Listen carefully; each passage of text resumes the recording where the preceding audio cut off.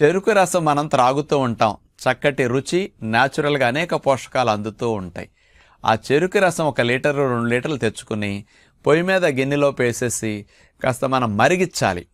1 litre చెరుకు రసం సుమారుగా 600 ml లేదా 500 ml వచ్చే వరకు మరగనివ్వండి. అంటే సగం అయ్యే వరకు మరగనిచ్చిన తర్వాత దాన్ని దింపేసి ఉంచుకోండి.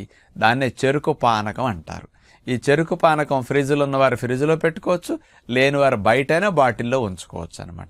ఈ చెరుకు పానకాన్ని బెల్లానికి బదులుగా, పంచదారకు బదులుగా, ఖర్చు భరించలేమన్నప్పుడు తేనెకు బదులుగా జ్యూసుల్లో కానీ, కాస్త పాలల్లో కానీ, ఇతర స్వీట్స్ తయారు చేసుకోవటానికి కానీ, అన్నిటిలోనూ వంటల్లో కూడా చెరుకు పానకం వేస్తే ఉప్పు వేసిన టేస్ట్ కొద్దిగా బాగా వస్తుంది.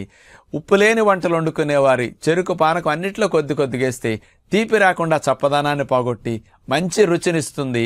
ఆరోగ్యానికి నష్టము ఉండదు.